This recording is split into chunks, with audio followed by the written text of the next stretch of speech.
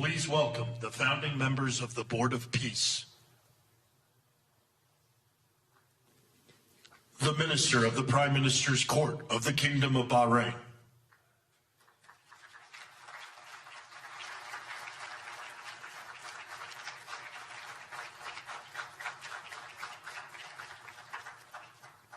The Minister of Foreign Affairs of the Kingdom of Morocco.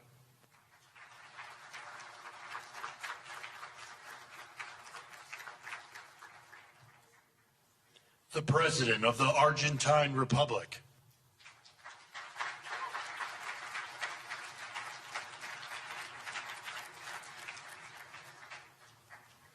The Prime Minister of Armenia.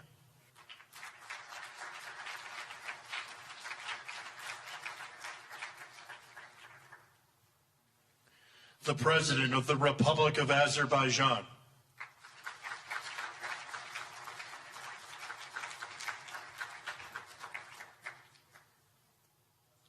The Prime Minister of the Republic of Bulgaria.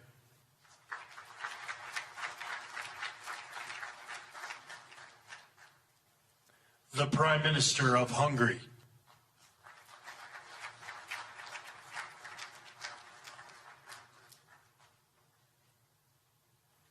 The President of the Republic of Indonesia.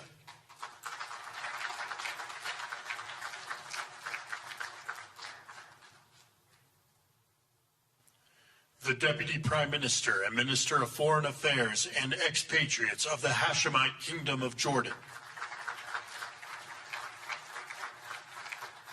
The President of the Republic of Kazakhstan.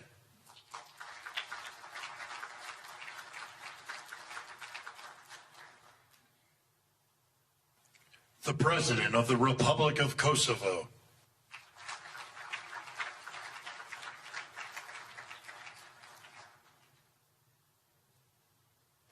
The Prime Minister of the Islamic Republic of Pakistan.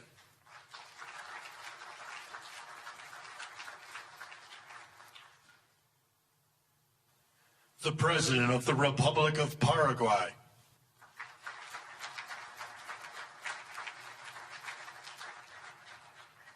The Prime Minister and Minister of Foreign Affairs of the State of Qatar.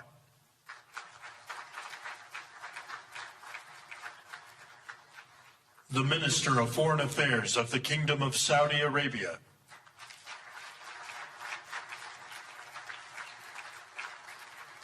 The Minister of Foreign Affairs of the Republic of Turkey.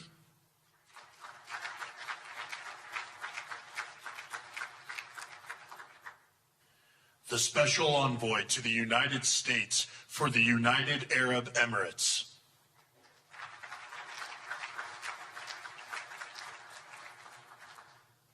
The President of the Republic of Uzbekistan.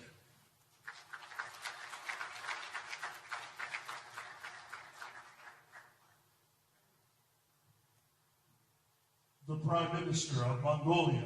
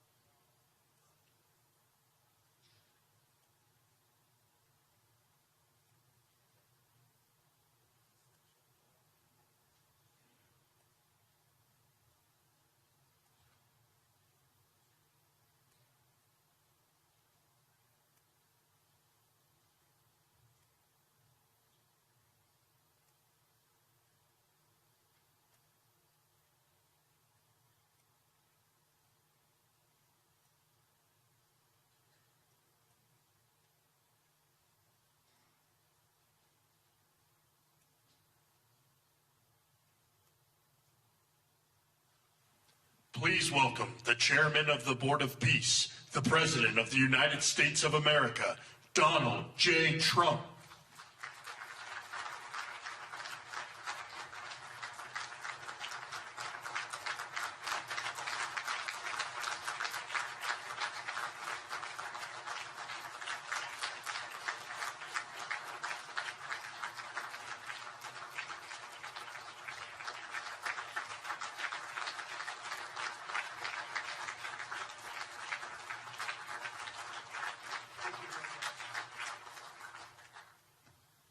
Well, this is a very exciting day, long in the making, and many countries have just received their notice, and everybody wants to be a part of it, and we'll work with many others, including the United Nations.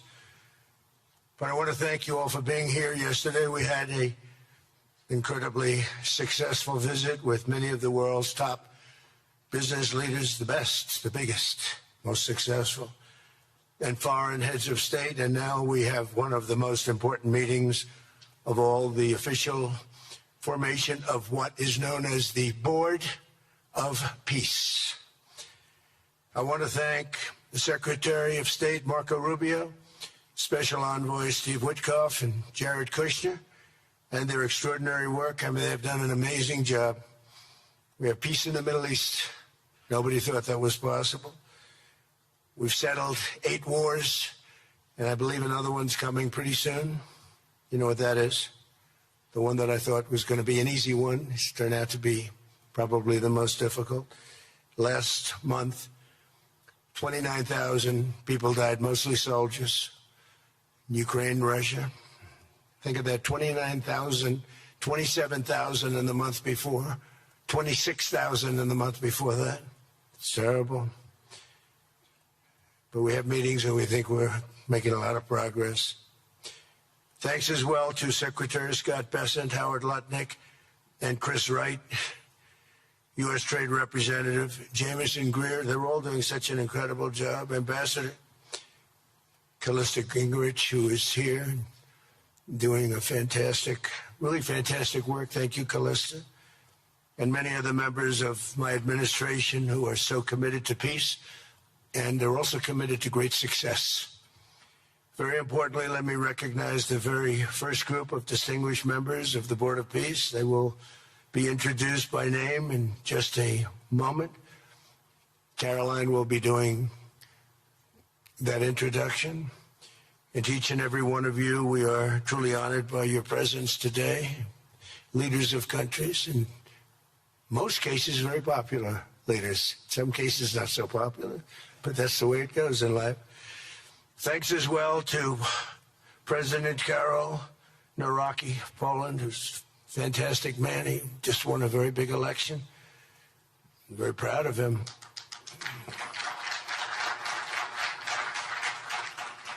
Amazing.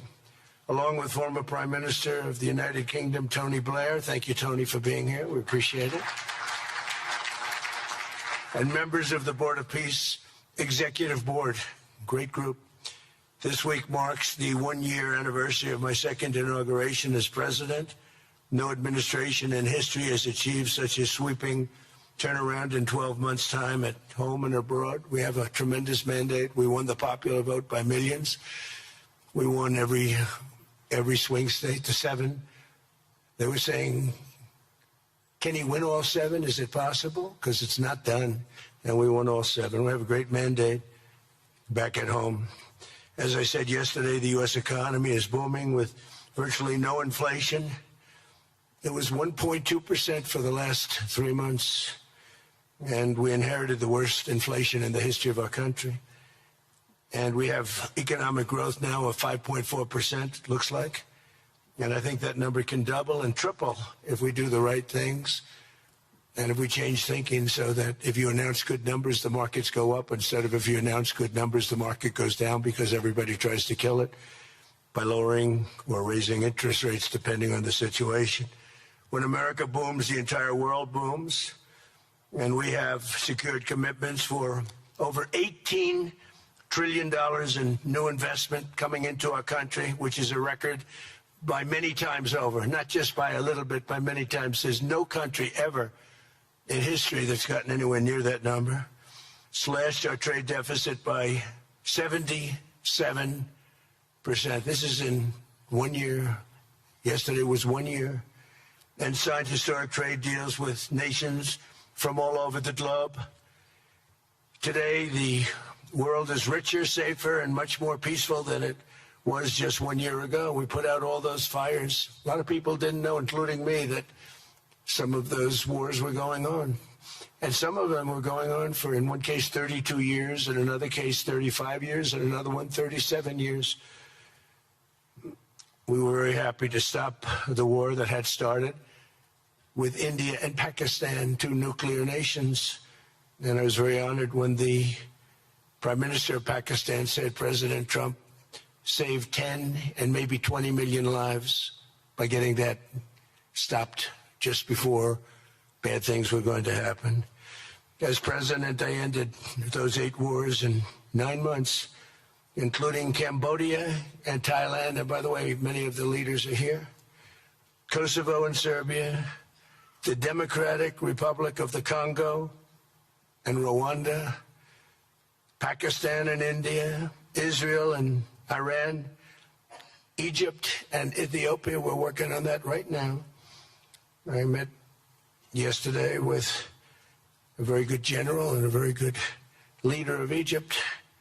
We're working on a dam that was built which precludes the Nile River from getting water. It's a little tough situation, but we'll get that settled. I really had it just about settled in my first term, and then we had a rigged election. Took me out of commission for a little while, but here I am back. We'll get it settled. But it's a pretty tough situation. A dam was built, and the water doesn't come down to the Nile. When I think of Egypt, I think of the Nile, but I think of the Nile with water in it. Armenia and Azerbaijan, who, I mean, a lot of these leaders have become my friends. They've become my friends. They're here. And, of course, the war in Gaza, which is really coming to an end. We have little fires that we'll put out, but they're little. They were giant, massive fires, and now they're down to little fires, so we can put them out very easily. We have 59 countries that are involved in peace in the Middle East. Many of them not in the Middle East. They're near the Middle East, but they're not in the Middle East. And many have said that if Hamas doesn't do what they promised they would do, and I think they probably will, but they were born with rifles in their hands, literally born. At first they had a rifle put into their hands, but they have to give up their weapons, and if they don't do that, it's going to be the end of them.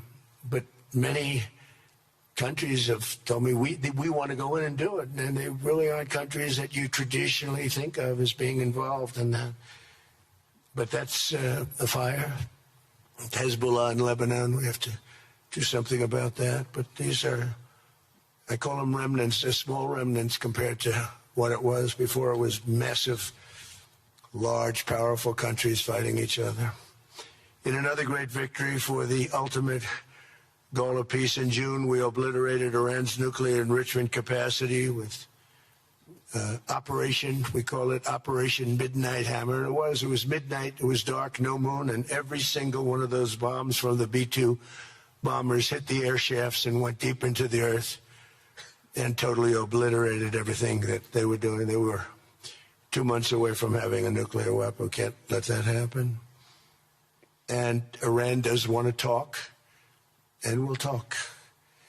We've also hit ISIS in Syria, and very strongly, as you know. In my first administration, I took out al-Baghdadi, the founder of ISIS, and he was trying to start it up again because due to the tremendous talent of General Raisin Kane, as I call him, he wiped out ISIS in a period of 3 weeks in my first term. You know, we had a great first term, but the second term is, I think, blowing it away, actually. But we took out ISIS, and we had, it was gone, but during the Biden administration, it formed again a little bit. We hit it very hard in Syria. And Syria, by the way, I spoke with the president, is making a lot of progress, tremendous progress, actually. We're very happy about that. We took off all sanctions, which gives them a chance to breathe. And he is working very, very hard, and I think he's going to put it all together.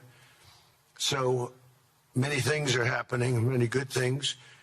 Threats to Europe and America, the Middle East, and other places are really calming down. It's a lot different than it was just 1 year ago. Just 1 year ago, the world was actually on fire. A lot of people didn't know it. And in Nigeria, we're annihilating terrorists who are killing Christians. We've hit them very hard. They've killed thousands and thousands of Christians. What's that all about? Much of this unprecedented success is possible because I rebuilt our military in my first term, and now we're making it even stronger. We have a budget of over $1 trillion this year, and next year we're going to $1.5 trillion. Our country's never done better economically. We're taking in numbers that we've never taken in, not only the fact that the investment is at 18 trillion plus, but our jobs numbers, everything is, I think, maybe better than ever before. I think you're going to see and a lot of you are investing in our country. I think you're going to be extremely happy with your investments. I think you'll see numbers like you haven't seen before. I also secured commitments from virtually all NATO allies to increase their defense spending to 5% of GDP. Everybody but Spain. I don't know what's happening with Spain. Why would they not do that? They want a free ride, I guess, huh? Every country but Spain increased to 5%. I don't know why. We're going to have to talk to Spain. With America's renewed attention to security of the Western Hemisphere, I've stopped the invasion on our southern border and designated the drug cartels as foreign terrorist organizations. And you probably saw that we've virtually stopped almost 100% all drugs coming in by water. And now we're going to stop them on land. The land is easy. The water is tough. But that's down now. I heard it just last night.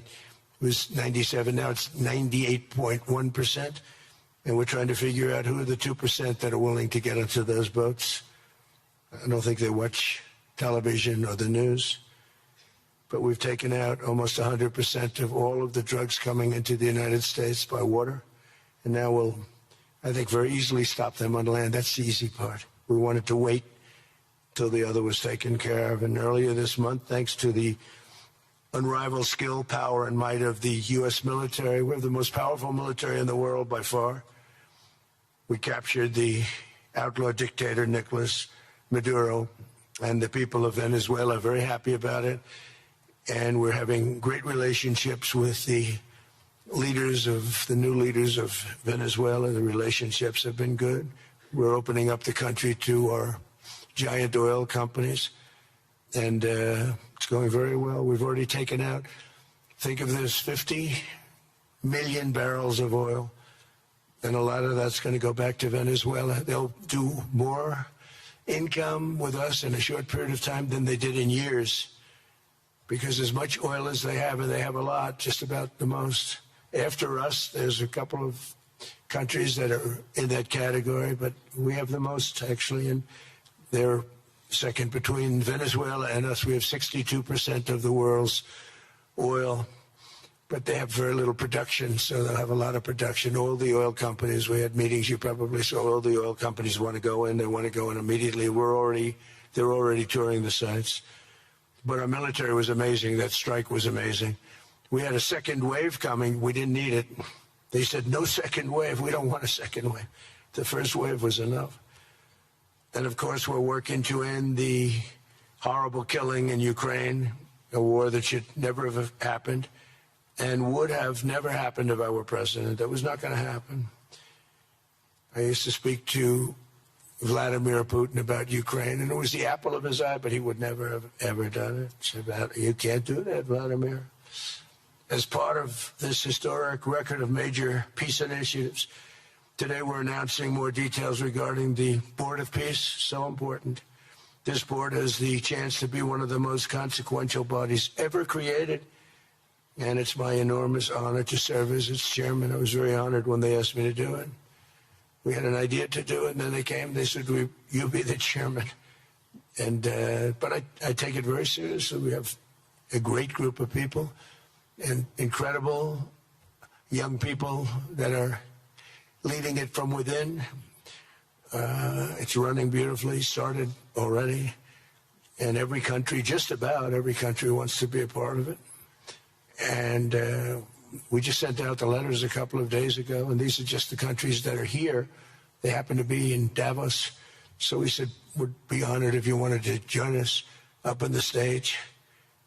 And it's really great. They're friends of mine, I think. Let me see. Yeah, every one of them is a friend of mine. A couple I like, a couple I don't like. No, I like, actually, at this group, I like every single one of them. Can you believe it? Usually I have about 2 or 3 that I can't stand. Usually I have 2 or 3 that I don't like. I don't find them up here. I like every one of these people. No, they're great people. They're great leaders. And the Board of Peace is composed of leaders, the top leaders in the world, actually. Last October, we released a plan for the permanent end to the conflict in Gaza, and I'm pleased to say that our vision was unanimously adopted by the United Nations Security Council late last year. Under phase 1 of this plan, we have painstakingly maintained that Gaza, and we're going to have it very strongly, and it's what we have. Maintained the Gaza ceasefire, delivered record levels of humanitarian aid. We've given aid. You know, you used to hear all the people were starving and it was terrible. Now we have, you don't hear that anymore. We've delivered record levels of humanitarian aid. I want to thank the United States, but I want to thank some of the countries that are sitting right up here, because they've sent great aid also in the form of money, where we go out and purchase food, and you don't hear those stories anymore with people starving. And secured the release of all 20, we secured the release of all 20 living hostages. Now I want to thank Steve Witkoff and Jared and everybody for working so hard. They worked so hard, but there were 20 remaining living hostages. Now we got hundreds out, but the last 20, I said, boy, that's going to be a tough one. I said that a year before. And it was a tough one, but we got them. Got all 20, every one of them. And we had also about 28 that were dead, but the parents wanted them just as though they were living, just as much. Some cases it almost seemed more. It was amazing, actually, the love. But their boy had been killed. In just about all cases, young men. Their boy had been killed, and they wanted the body of the boy, and it looked like it couldn't be done. And with the exception of one, and we're close on the track of that, we've got them all, every single one of them, which is amazing. It's a rough job. That was a rough job. And I've been very clear that Hamas must return that last remaining deceased hostage as well, and that will be the full commitment. And then we get on to other things, and we're committed to ensuring Gaza is demilitarized, properly governed, and beautifully rebuilt. It's going to be a great plan, and that's where the Board of Peace really started. And I think we can spread out to other things as we succeed with Gaza. We're going to be very successful in Gaza. It's going to be a great thing to watch. And we can do other things. We can do numerous other things. Once this board is completely formed, we can do pretty much whatever we want to do. And we'll do it in conjunction with the United Nations. You know, I've always said the United Nations has got tremendous potential, has not used it. But there's tremendous potential in the United Nations. And you have some great people at the United Nations. But so far it hasn't. You know, on the 8 wars that I ended, I never spoke to the United Nations about any of them. And you would think that I should have. You would think they could have done those 8 wars, but they couldn't have. And they tried, I guess, in some of them, but they didn't try hard enough. But there's tremendous potential with the United Nations. And I think the combination of the Board of Peace with the kind of people we have here, coupled with the United Nations, can be, you know, something very, very unique for the world. It's for the world. This isn't United States. This is for the world. As everyone can see today, the first steps toward a brighter day for the Middle East and a much safer future for the world are unfolding right before your very eyes. Together we are in a position to have an incredible chance. I don't even call it a chance. I think it's going to happen. To end decades of suffering, stop generations of hatred and bloodshed, and forge a beautiful, everlasting, and glorious peace for that region and for the whole region of the world, because I'm calling the world a region. The world is a region. We're going to have peace in the world. And boy, would that be a great legacy for all of us. Everybody in this room is a star, or you wouldn't be here. There's a reason that you're here, and you're all stars. You're the biggest people, the most important people in the world, most powerful people in the world. And when you use that genius that you have, that very unusual, very inspired genius, when you use that for peace, the opposite of peace has no chance. So I just want to say it's tremendous to be with you, and I think this is something that we're doing that's very important. This is the most important. I was so looking forward to being here, and yesterday was a tremendous success. A lot of good things happened, but this was something that I really wanted to be here and do, and I could think of no better place because so many people were together. And now to bring the Board of Peace into full force, I ask Sheikh Isa of Bahrain and Foreign Minister Barita of Morocco to join me in signing and ratifying the Board of Peace Charter. Thank you very much, everybody. Appreciate it. Thank you.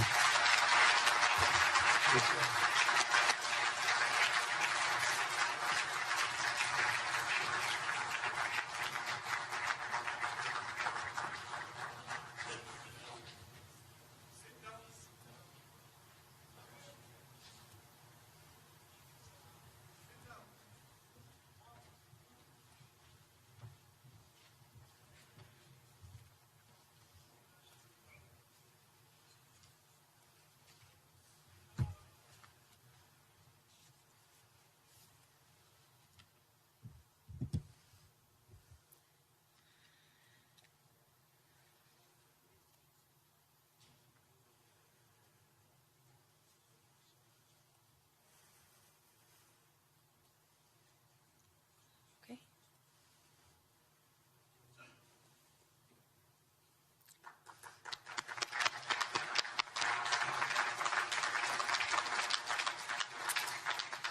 Congratulations, President Trump. The charter is now in full force, and the Board of Peace is now an official international organization.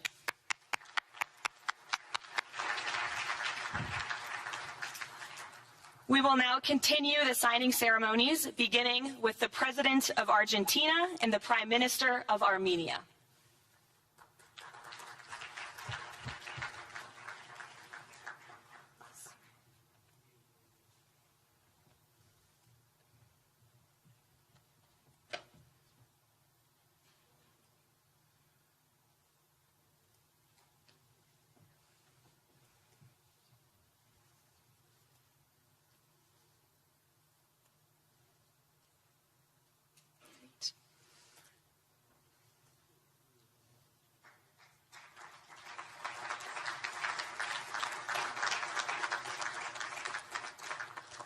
Next up, the Presidents of the Republic of Azerbaijan and the Prime Minister of the Republic of Bulgaria.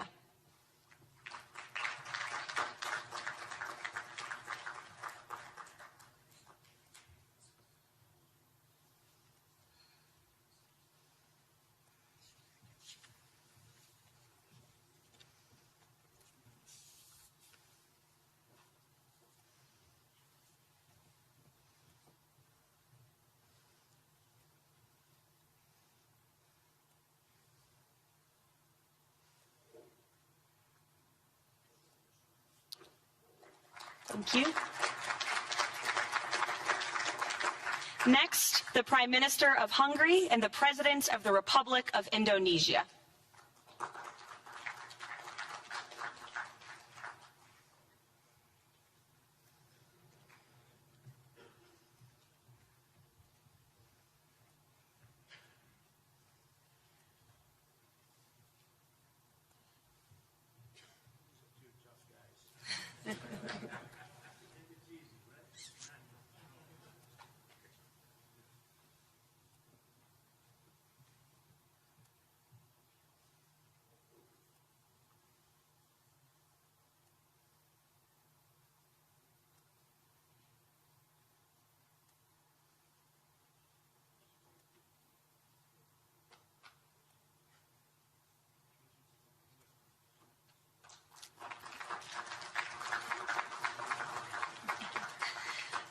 Next, the Deputy Prime Minister of the Kingdom of Jordan and the President of the Republic of Kazakhstan.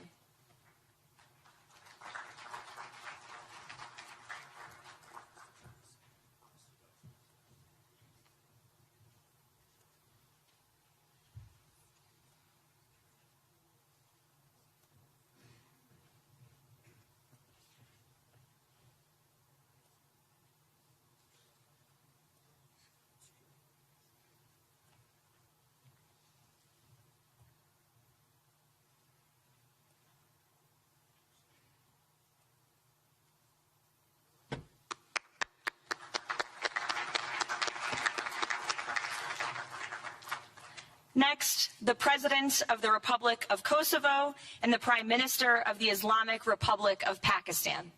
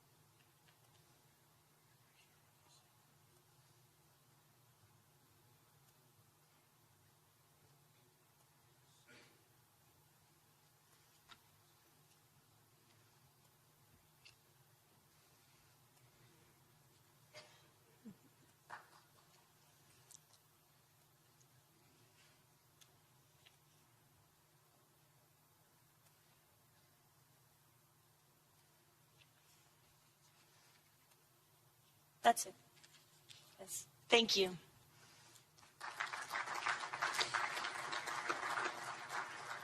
Next, the President of the Republic of Paraguay and the Prime Minister of the State of Qatar.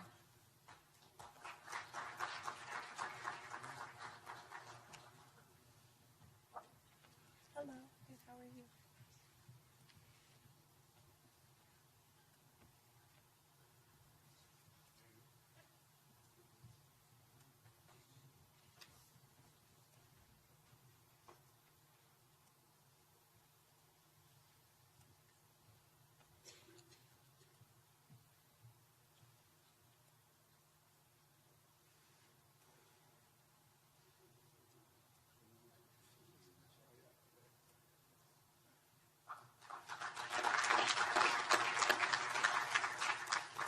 Next, the Minister of Foreign Affairs of the Kingdom of Saudi Arabia and the Minister of Foreign Affairs of the Republic of Turkey.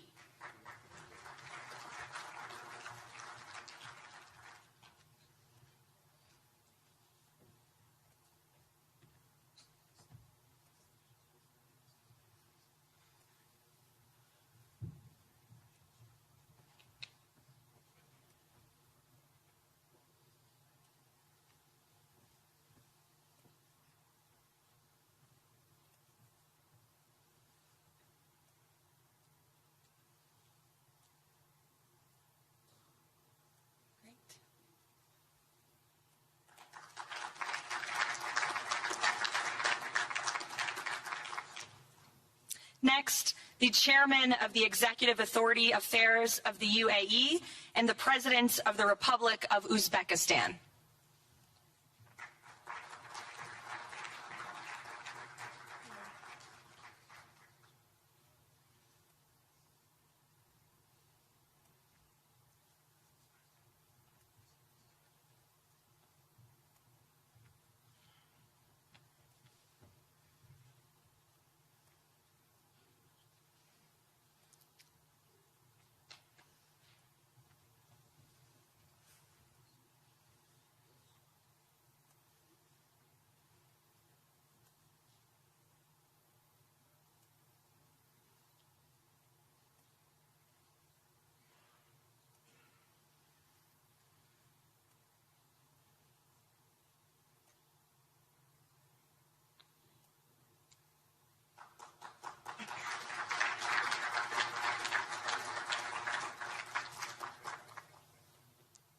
And last but not least, the Prime Minister of Mongolia.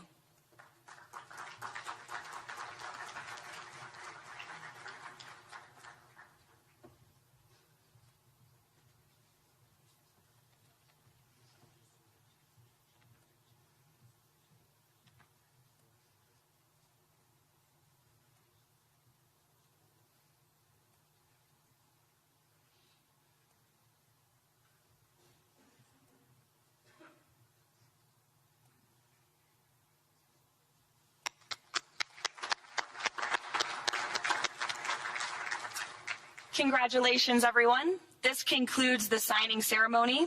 If President Trump and all of the Board of Peace members could please join the President around the table. The President is now going to sign the inaugural resolution that will resolve the Board of Peace's Gaza mandate per the United Nations Security Council Resolution 2803.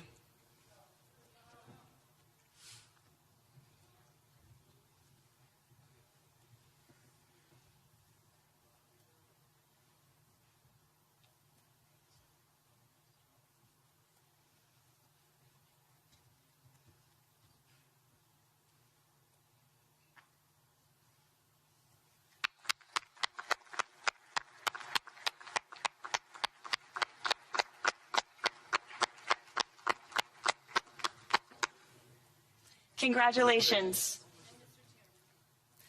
If President Trump and all Board of Peace members could please take their seats in the front.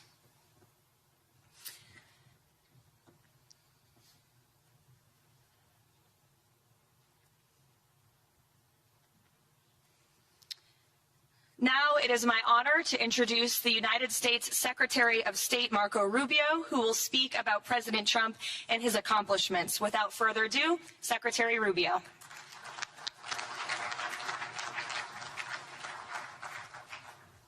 Thank you very much. It's an honor to be here today. It's an honor to serve as the Secretary of State during a historic presidency. And it's a historic presidency because the President of the United States, Donald J. Trump, is someone who is not limited by what others say is possible or what others say is impossible. He's not limited by some of the things that have happened in the past, and he's willing to talk to or engage with anyone in the interest of peace, always putting the American people and our national security first, but understanding that in the world that we share with so many others, peace is paramount to all of us. We are here today because of President Trump's vision. If we go back just a few months ago, people thought what was happening in Gaza was impossible to solve.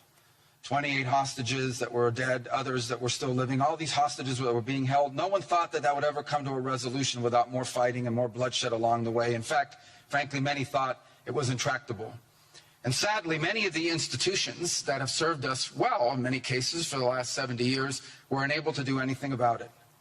But President Trump had the vision and the courage to dream the impossible, to believe that it was doable, and to pursue it with all of his heart. And he was in that capacity assisted by an extraordinary team, and I think both Jared and Steve deserve a tremendous amount of credit, Jared Kushner and Steve Woodcock, for all the work they put in. And all of our partners here today. And now we have this Board of Peace, who I believe's possibilities are endless. Obviously with a focus first and foremost on making sure that this peace deal in Gaza becomes enduring. And I know this president has it as his highest priority and will give it everything he has to make sure that this is successful. I also want to acknowledge the extraordinary leaders that are here today. This is not just a Board of Peace, this is a Board of Action. Just like President Trump is a president of action. A lot of times people like to give speeches. I've been to many of these forums, and they're not useless, and they're not, they have utility in many cases. But oftentimes in international affairs, we often find ourselves at events where people are reading these scripted statements, these strongly worded letters that they put out, but no action. Nothing happens. This is a group of leaders that are about action. And the President of the United States is a president of action, of getting things done. And today is the beginning of that, of a new era and a new stage that we think is so important as a model to the rest of the world of what is possible. And clearly the focus is right now on Gaza and making sure that the plan that's about to be presented to you here today, this vision for the future of Gaza, this vision for the future of the region, is not just possible and promising. It is our destiny if we put the time and the effort that it requires, as I know this board will do. But I also think it will serve as an example of what's possible in other parts of the world. Without losing focus on what's before us now, this is what's possible for other places and other conflicts that seem impossible to solve right now.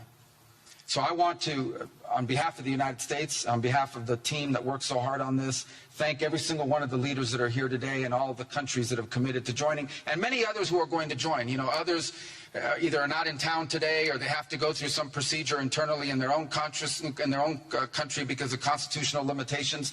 But others will join. Many want to be a part of this effort because it is going to be a successful effort. And you see it reflected here today among countries of different backgrounds from different parts of the world, majority Christian some, majority Muslim others, who've come together. In fact, former adversaries who have joined here as part of this Board of Peace. And all was possible, and I want to acknowledge this again, because of the vision and the drive of the President of the United States. So thank you all for joining us here today. We appreciate it very much.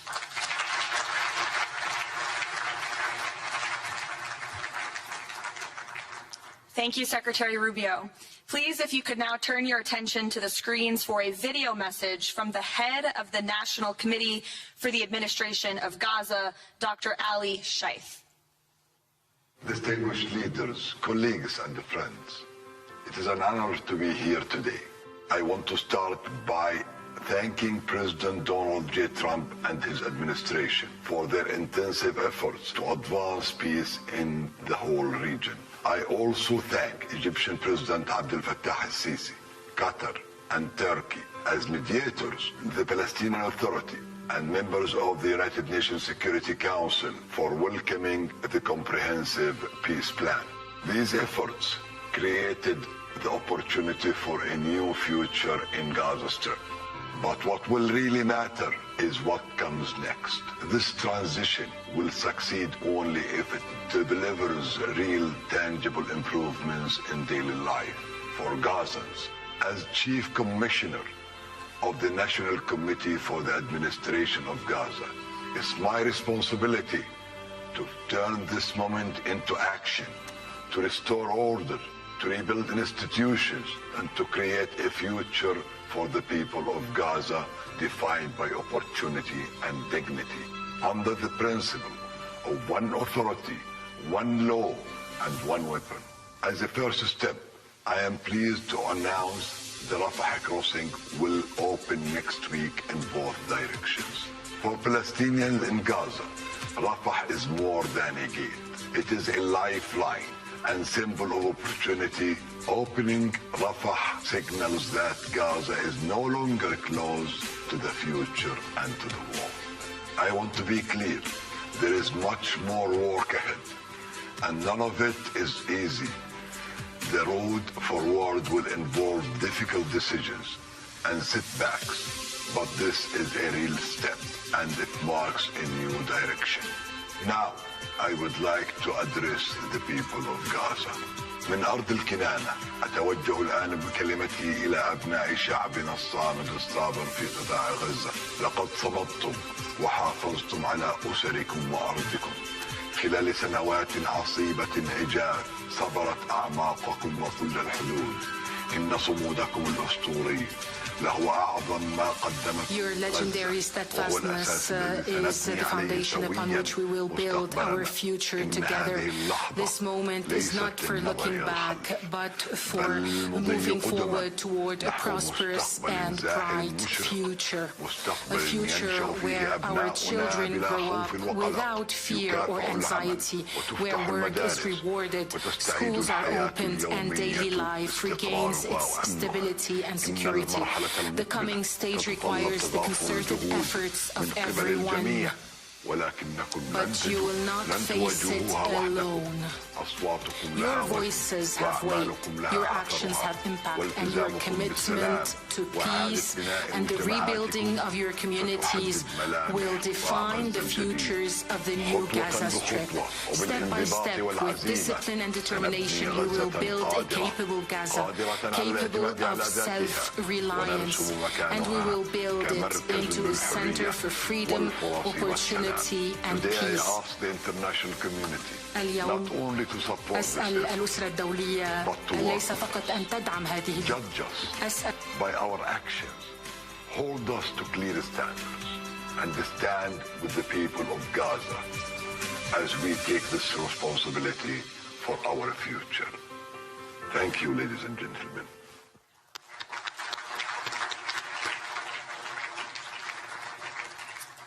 I now would like to welcome to the podium U.S. Special Envoy Steve Witkoff and Jared Kushner.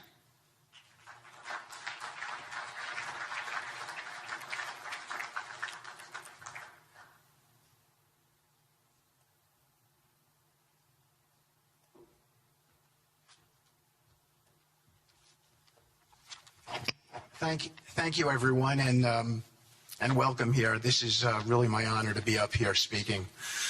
I remember when the president asked Jared, I, and of course our great Secretary of State to work on something that the world thought was impossible and unattainable.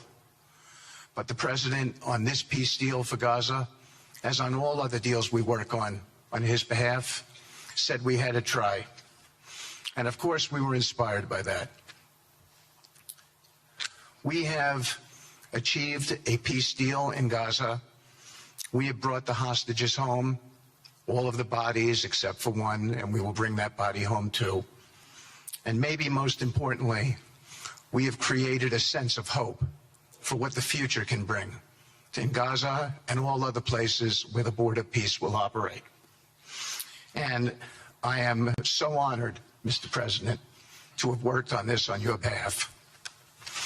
I'd like to thank some people here who are here with us tonight who have done so much, done indispensable work to bring this deal together.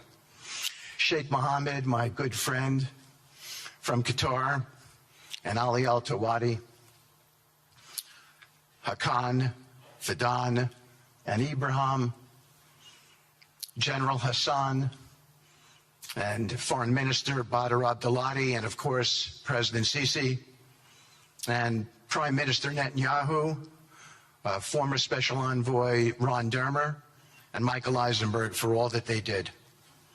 I would also like to thank our core working group and members of the Board of Peace who have been working nonstop on behalf of this incredible, noble effort, around the clock for months on end, sacrificing time with their families and their own personal lives because they believe in the mission and the vision that the President has set out for us. I'd also like to thank, those people include Tony Blair, Yakir Gabay, Josh Grunbaum, Aryeh Lightstone, Laron Tankman, Admiral Cooper, General Frank, and I probably have forgotten some along the way. And then perhaps most importantly, I want to thank our administration. We have an incredible team. It's amazing to work for this administration. I think you see the results that we get on behalf of the President because he inspires us so much. So I'd like to thank the Vice President of the United States, J.D. Vance, for all of his help and guidance, our Treasury Secretary, of course, the Secretary of State, who we work hand in glove with, and a special thanks to our Chief of Staff, Susie Wiles, who is always available to us for consultation, for steering, and for all else that she does. Thank you.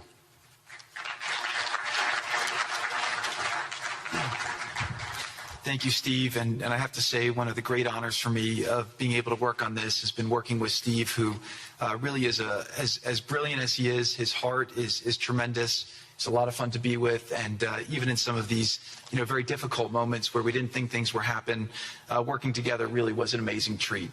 I'm going to go now today just through a couple quick slides just to show you the progress that's been made in the last couple months.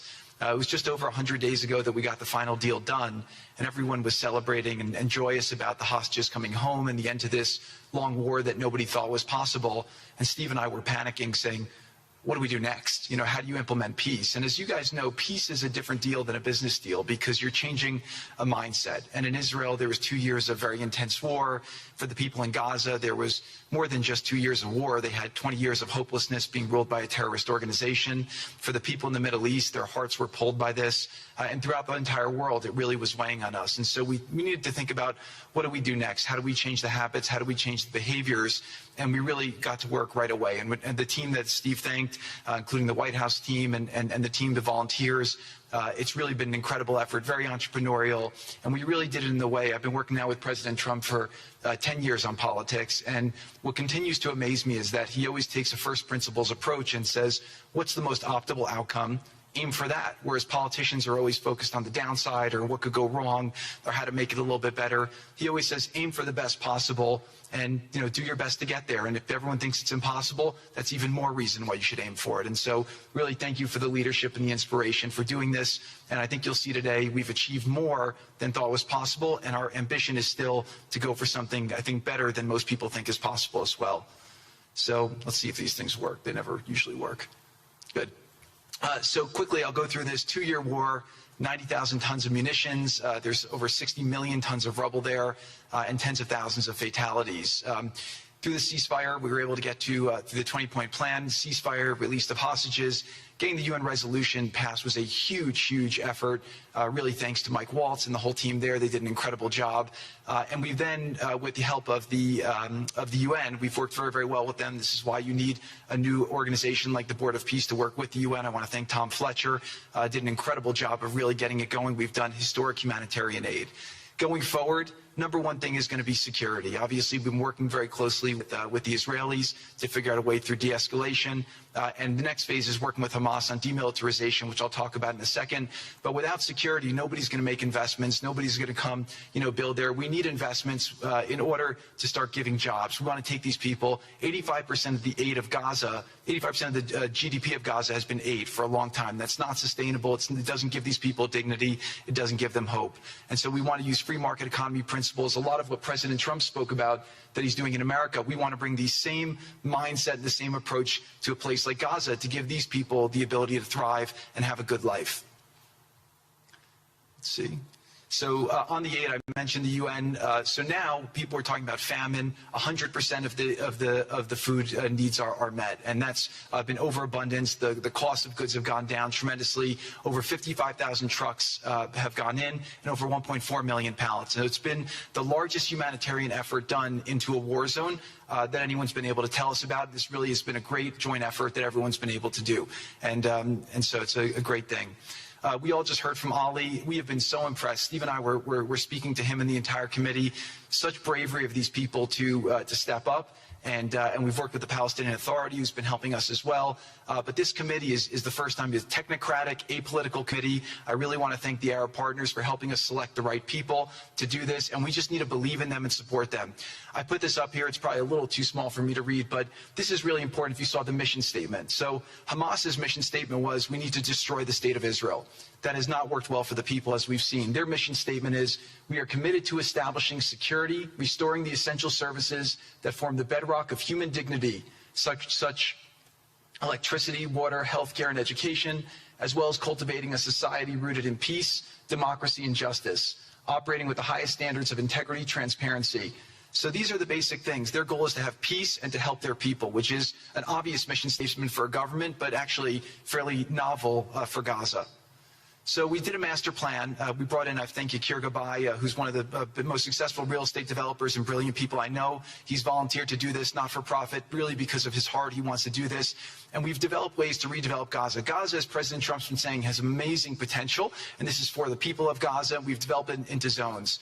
In the beginning, we were toying with the idea of saying, let's build a free zone, and then we have a Hamas zone. And then we said, you know what, let's just plan for catastrophic success. Hamas signed a deal to demilitarize. That is what we are going to enforce. People ask us what our plan B is. We do not have a plan B. We have a plan. We signed an agreement. We are all committed to making that agreement work. There's a master plan. We'll be doing it in phasing. In the Middle East, they build cities like this in 2-3 million people. They build this in 3 years. And so stuff like this is very doable if we make it happen.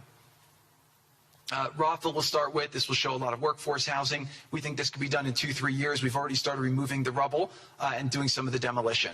And then New Gaza. It could be a hope. It could be a destination, have a lot of industry, and really be a place that the people there can thrive, have great employment. Once this starts going, we think there should be 100% full employment and opportunity for everybody there. And we have a lot of data on what can be, but we think that this really gives the Gazan people an opportunity to live their aspirations. But it all starts with security, and it all starts with governance. Final note I'll just say on the Board of Peace, which is that all the lessons we're doing is we're basically studying the best practices from all over the world, and we're watching who does education the best, who does healthcare delivery the best.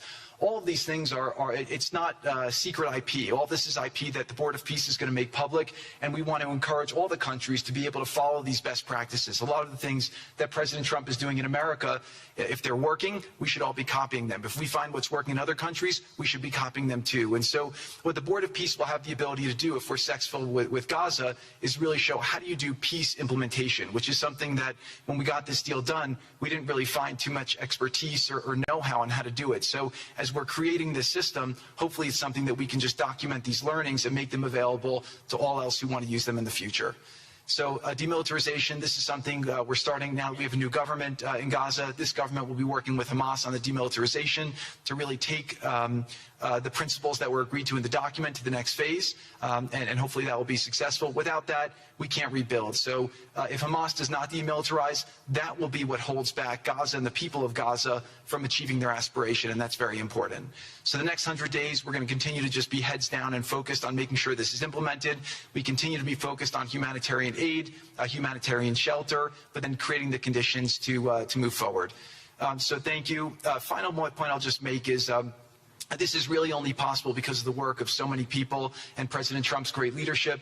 But a lot of you have been asking, how can we help? So the countries have all been incredibly generous. We'll be doing the first conference where we'll announce a lot of the contributions that will be made in a couple weeks in Washington. From the private sector, there'll be amazing investment opportunities. I know it's a little risky to be investing in a place like this, but we need you to come, take faith, invest in the people, try to be a part of it. And then finally, I'll just talk to people on the media and on the social media, which is, this deal only happened because we worked with Israel, we worked with Turkey, we worked with Qatar, we worked with Saudi, we worked with Egypt. I mean, everyone worked together. We worked with UAE. We all worked together to make this happen. I see a lot of people trying to escalate, criticizing Israel or Israelis criticizing Turkey or Qatar.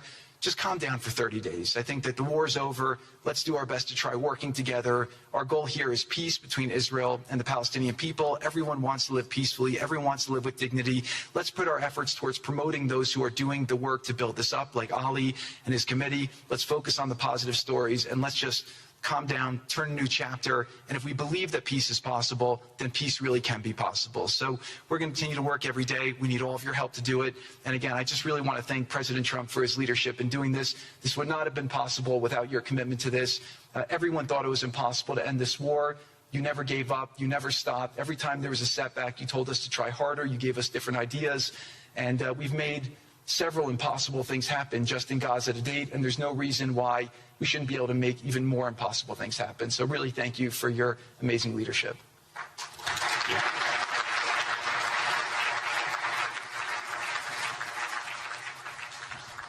Thank you, Jared and Steve.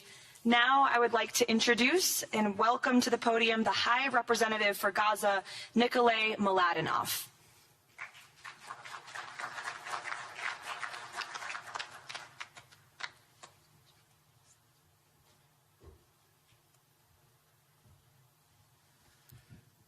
Mr. President, it's a great honor and a massive responsibility for me, for my team, for all of us to be here with you to begin this journey.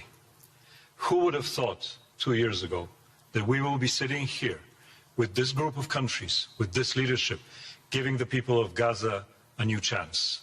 Who would have thought that last Friday I would be sitting, Mr. President, in Cairo with an amazing group of Palestinian technocrats, people who you don't see on the news, people who are not media personalities, but who are experts, who are committed to giving their people a chance in life. And this is what this is all about. For too long, Gazans, Palestinians and Israelis have lived with conflict, with death, with destruction. Now the page turns. And whether the page turns successfully really depends on all of us. We have the ingredients for it. We have the leadership of the United States and President Trump.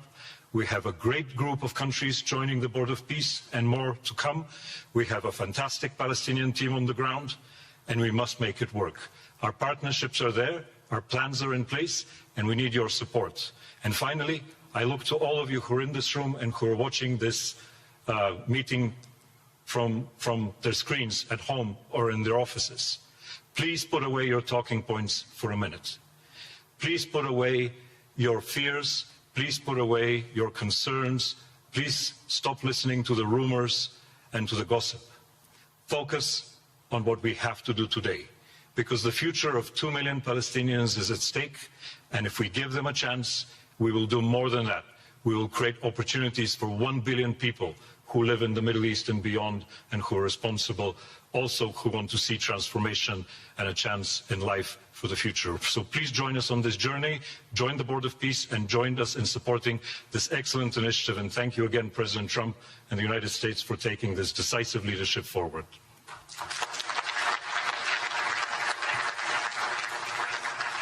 Thank you. President Trump, would you like to make some concluding remarks?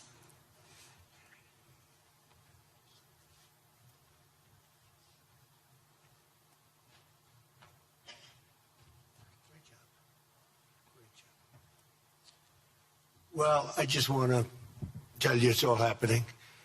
And one of the first things I said when we really got involved in this project, and it's a big one, but it's very doable, I said to Jared and Steve and some of the other folks, including Larry Fink, and congratulations on the great success. The two of you have done a fantastic job. This is bigger and better than ever. We usurped some of your time for a very important reason, and you understand that better than anybody, and we appreciate that you're here very much. Thank you both very much. But I said that, this is a great location. It all begins, see, I'm a real estate person at heart, and it's all about location.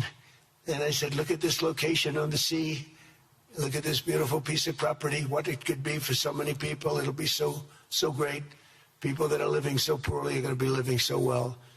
But it all began with the location. That's the vision. They look out on the waters, and very few places are like it. So we put together a team that's outstanding, a team that's done it before, a team that I think has done tougher jobs. If you want to know the truth, we've done some tough jobs. And we continue to, as far as the United States is concerned, we're behind it. And the United States has never been stronger, never been bigger, better. It's doing really well. You see that, building thousands of businesses, plants, factories all over the United States are right now under construction. Nobody's ever seen anything like it. And this is just an honor to be involved with this, and to be involved with the great people in this room and the great leaders that are sitting on stage. We thank you very much. And we have many others that have signed up, and they all want to be members of the Board of Peace, because it really will be important. This is not going to be a waste of time. We waste so much time on things that never happen. This will happen, and it's already happening. Thank you very much, everybody. It's a great honor to be with you. Thank you. Thank you.